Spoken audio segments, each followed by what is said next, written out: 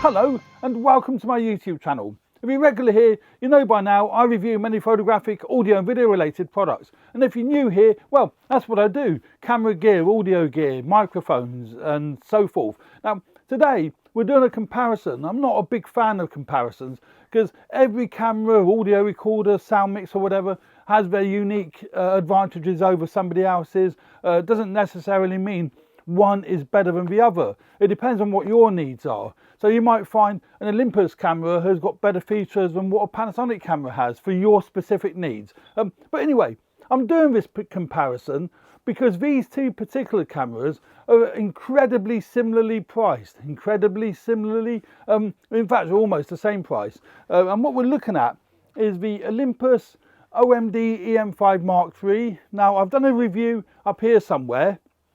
I'll put a link to it so you can take a look at that particular camera individually. So I'm not going into great details with either of these cameras, and then you'll find a link to that review up there. And that is the Olympus OMD EM-5 Mark III. That is that one. And then we've got the Fujifilm X-S10. And there's a link up here somewhere, hopefully, if I can get that to work properly, to my review initial thoughts of a Fujifilm X-S10. And here's the X-S10. And as I say, I'm comparing these not necessarily in, well, certainly not in great detail, but an overview, because you might be looking at wanting to buy either or. So either take a look at those two independent reviews, well, they're my reviews, but individual reviews, or this one. So let's get straight into it. Now, the handling of these two cameras.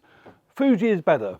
As simple as that. So we'll crack on. Now, the Fuji's lovely handling. It's got this big, deep grip on the side. Very easy to grip. Nice handling. You feel in real control of this camera.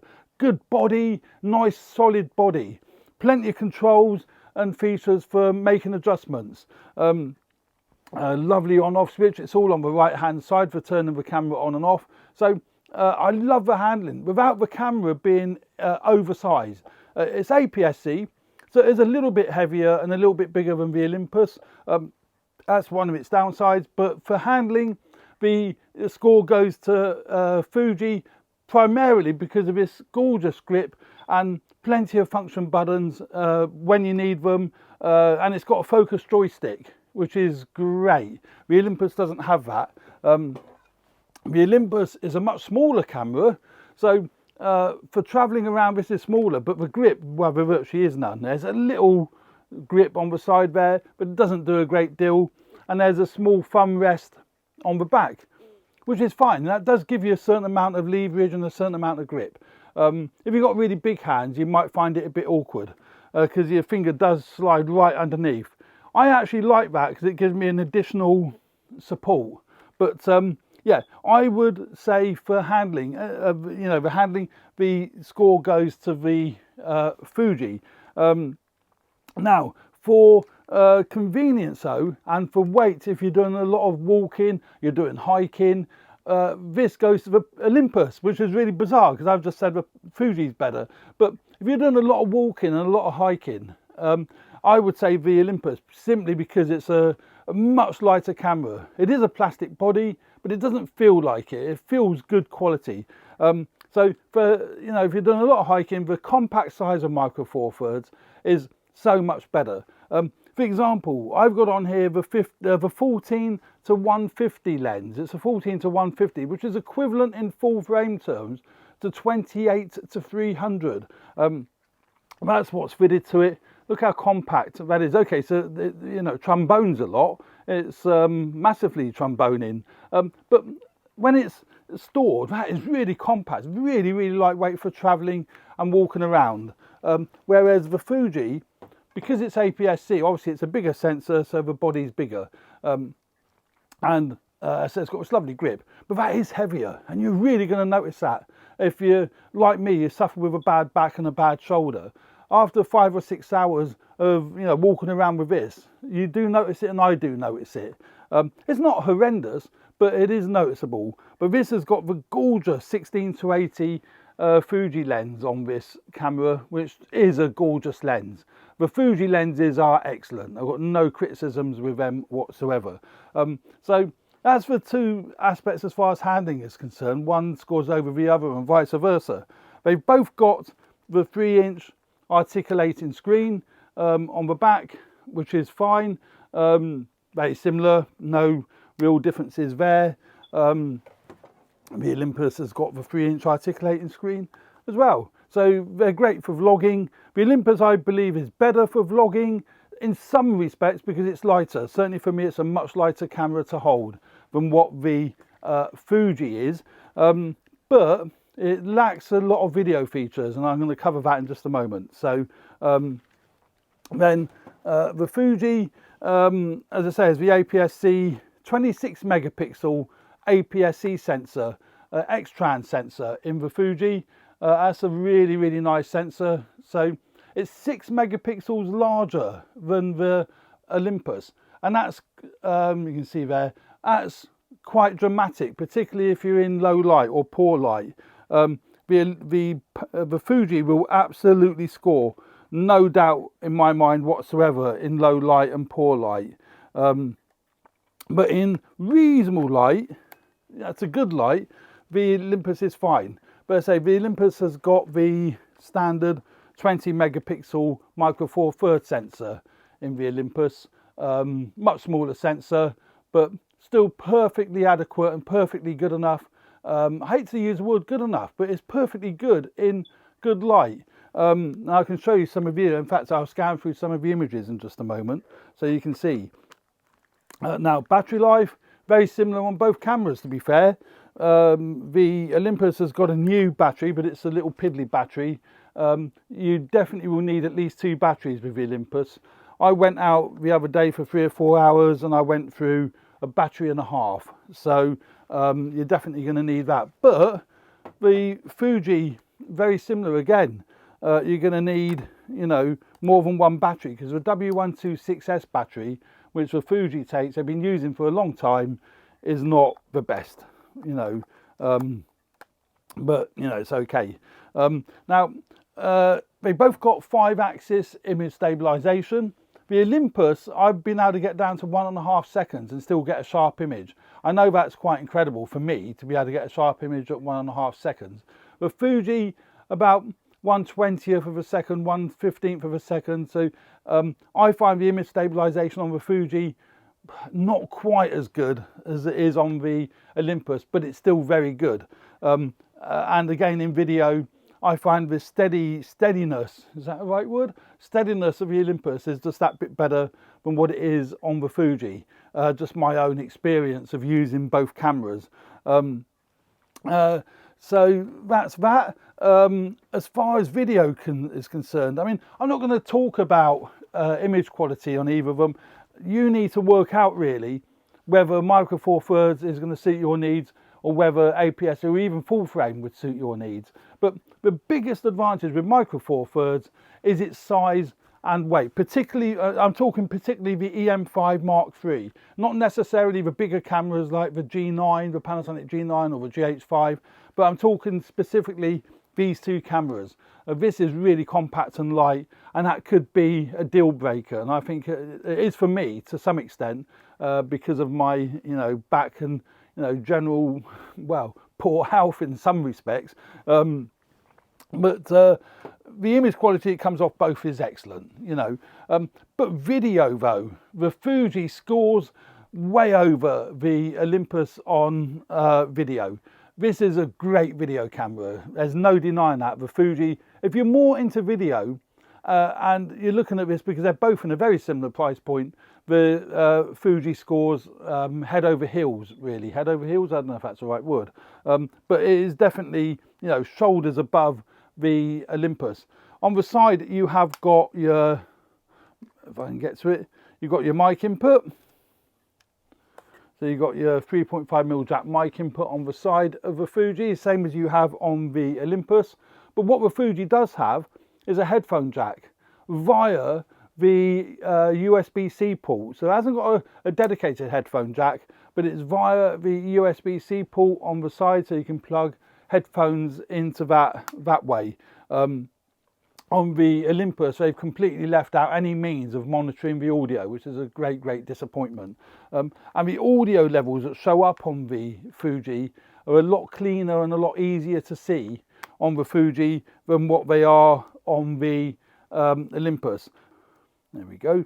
So if we go into video mode and I get rid of the big display, you can see the audio levels on the Fuji are quite clear to see down the left hand side. They're tickety boo, and I do like that. And the fact that you can plug headphones in, the video codecs are better on the Fuji.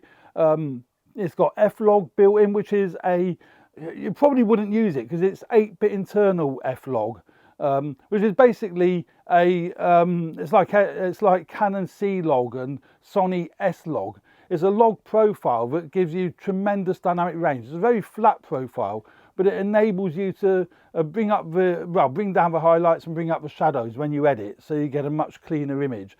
The Olympus hasn't really got any of that. It hasn't got any profiles to speak of as such. If you're into video, the Fuji by far is the way to go. The Fuji has got a tally light on the front of the camera, so you can actually see that it is recording from in front of the camera, and you can clearly see that it's recording. You can't on the Olympus. There's no tally light, and it's not even obvious that it's recording. A tiny little flashing record light up on the monitor. And the other nice thing is they've both got great viewfinders, but the viewfinder on the Fuji is a bit bigger and a bit sharper, but not by a tremendous degree. What is nice with the Fujis, and to some extent the Olympus, is the same. You see there, I've got large text displayed on the Fuji there. Again, for my eyesight, I can clearly see the shutter speed and the aperture. Well, quick swipe across there, I've got this set up so you can go to smaller text, because you might want smaller text or you might want different features. You can set all these function buttons up to what you want, and it's got functions on the screen as well. As I say, I've got that swipe set up for display size. You can set it up for what you like. And as I said, it's got the joystick for setting your focus points. The Olympus hasn't got that.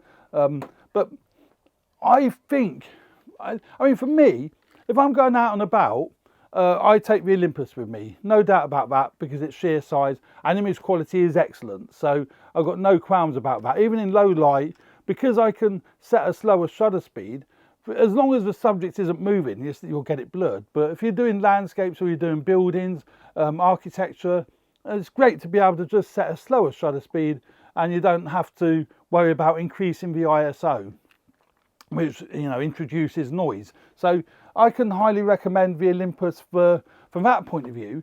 But if your health is pretty decent and you're more into video, then I think the Fuji, pound for pound, wins hands down.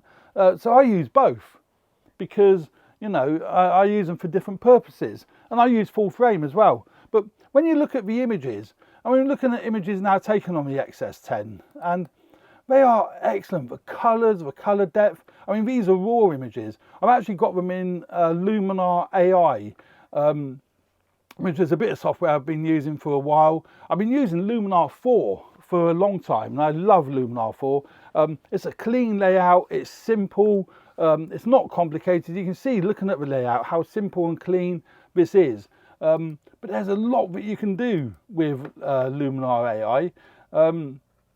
These are just some some sample images that I've taken with the Fuji X-S10, and they're clean and they're really good.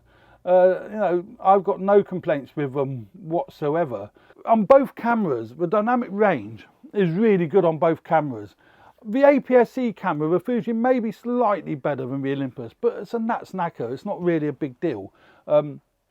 Now, if we look at, say, the EM-5 free samples, let's go into, I've selected some favourites here, no specific reason, but again, this is with the Panasonic 12 to 35 lens on, and again, great sharpness once the computer loads it. You can see here the bark is really sharp. Now, I would recommend you go to my Flickr page. There will be samples on my Flickr page of you know, both the Fuji X-S10 and of the Olympus, so you can actually have a look at them yourself. But this particular program, I've edited this. That sky has been replaced. If you look at, that's how it was when it came out of camera, and you can see here in Luminar AI, I've got rid of this lamppost in the corner which was distracting, and I've put a new sky in. It's great that you can do all that, but you can overdo it. You've got to be careful that you don't overdo it. Like that one, I've kind of overdone it because I've replaced the sky, as you can see, and I've put some birds in. But, you know, nasty flat image like that, you can, you know, brighten it up a bit, but you'd want to do it with better images than anything like that. But it's a great bit of software, very easy to use. I mean, it took me a matter of seconds to do that. I said in my review of the Olympus EM-5 Mark III, that image looks like it could be out of the, you know, Soviet Union. It looks really derelict. That is our town centre. A derelict Debenham store with a multi-storey block on top of its derelict. But that's got a new sky. Look how flat that is. At least that's, you know, giving it some character. Giving the image some character. But yeah, great bit of software. And you can do all sorts with it. You can do all sorts with Luminar AI. Now you might be wondering why I'm harping on so much about Luminar AI and Luminar 4. A, because I do use them all the time. I think it's great software. But B, you can save some money. I've got a link on one of my websites. I'll give a link to the description of them. A link to the description. In the description of this video, there'll be a link to my website where there's all sorts of offers on Amazon links, as well as links to Luminar 4 and Luminar AI, where you can download a trial version and have a play with it. And if you do buy it, use the coupon code AVP when you check out, and you get $10 off the purchase price. And I think it's well worth buying. It's not expensive, and it could be the replacement to Adobe Lightroom without having to pay that subscription fee. And that's going to be good in anybody's books, isn't it? You know. So there we go. That is Luminar AI. See, again, you know, the dynamic range on both cameras. You look at that one. This is again the Olympus. That's edited. That's out of camera. That's edited. I've brought details back into the trees in the background where it's all blown out there. And you look at this sign here. You can actually read the sign now. Fantastic, isn't it? It's really good. And again, you get the same sort of dynamic range on the X-S10. If we look at, I don't know why it's done that. Let's go to that. If we look at this picture here, now that's edited. Just wait a second for the camera to That's how it came out of the camera. No details in the shadow, blown out highlights, and edited it. I think I've edited that in Luminar AI. And look, I've brought detail back in here where there was none whatsoever. You couldn't even see the door handle or whatever it is, and you couldn't see anything in the garage. Not that you'd want to, but again, tremendous dynamic range on both cameras. So don't be put off Micro Four Thirds because of its image, because of its sensor size. You know, and it's only 20 megapixel. It will produce great images, I can assure you. It will produce great images. Just be careful of low light, you know, and that's where the X-S10 will, you know, score. And as I say, particularly for video. I'm just testing the Fuji X-S10 as a vlogging camera. I'm not the one for vlogging, so you know you have to take it as it is. But I'm just testing it handheld. I'm using the IBIS mode, but I haven't got it in boost, so I've just got it in standard IBIS. It's actually not too heavy a camera. It's quite nice. The grip isn't as good as I expected it to be. My fingers still rub up against the lens, but it's pretty good. Well, I've got a 16-80, the Fuji 16-80 f4 lens on, and that's quite a heavy lens, so probably not the ideal vlogging setup. I would probably still use my Sony ZV-1 for vlogging, but even, you know, shooting into light, I think that's working pretty good. It's nice to have this articulating screen, so I can actually glance at it and I can see that I'm in focus, and I can see the little box around my eyes, so it is picking up my eyes, so that's good. And I've got fitted to it with a microphone. I've got the Sennheiser MKE200 fitted to it. I'd have been better off using a tight clip mic, but as this camera has got a mic input, you can actually choose what microphone you want. So as I say, this is purely handheld with IBIS turned on, but not IBIS boost mode turned on. Yeah, nice camera. I do like that. The colours should be pretty good.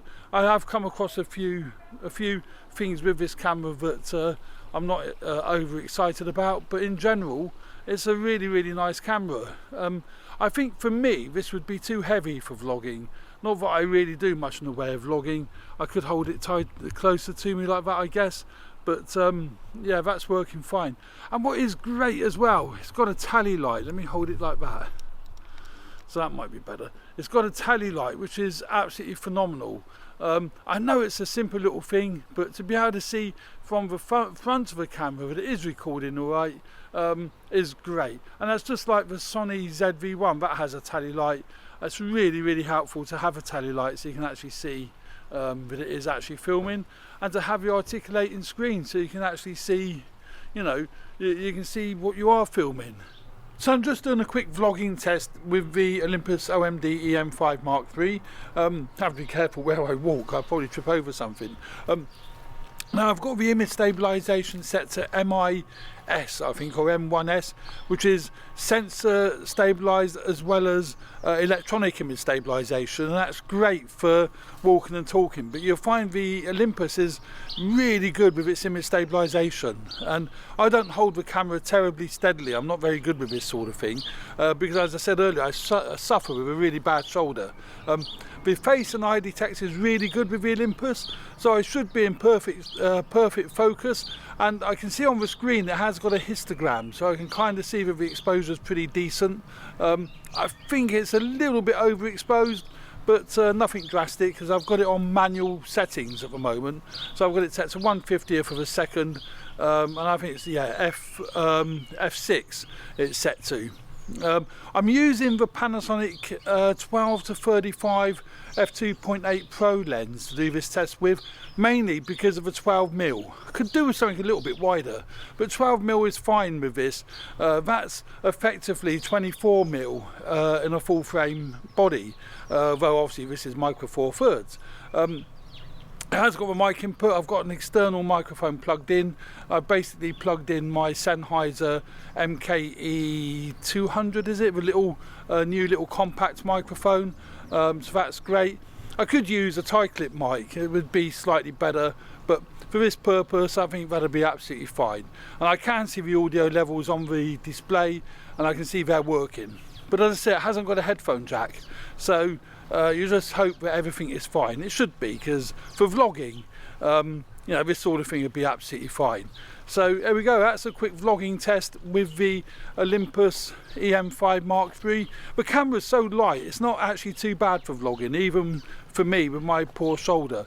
Although the grip isn't great, I don't think I'd want to hold it for too long, because I can feel it digging into the palm of my hand. It might just be the way that I'm holding it, but yeah, that's the Olympus OMD EM-5 Mark III as a vlogging camera. I think you can see there, it's pretty stable. Even, I mean, I'm not moving, but it is handheld, and that image stabilization is keeping that a pretty stable image. So I'm really impressed with it, and I think, you know, for those that do a lot of vlogging, this may well be, you know, a really good choice. It's certainly worth looking at anyway. So there we go. That's my quick overview. I certainly haven't gone into any detail, but if you scan my YouTube channel, you'll find videos on both, and hopefully my links that I put up work, so you can actually go to have a look at, you know, both cameras independently, as it were. So there we go. I hope you found that useful. Please subscribe to my channel if you do find this video useful, or you find my channel useful. I really appreciate that. More subscribers is helping me grow the channel, and it's been tremendous. And keep making comments, because I read every single comment, and they're great as well. Really enjoy reading them. And hit the like button if you found this particular video useful. And don't forget to download the trial version of Luminar AI or Luminar 4. Luminar 4 effectively is better for cataloguing and organising your photographs. Luminar AI has got better editing features than what Luminar 4 has. That's very briefly what the big difference is between the two, but they're both very, very good. So thanks very much for watching. Hope you enjoy the channel. As I say, please subscribe, hit the like button, and stay tuned for more videos relating to video photography. Cheers for now. Bye.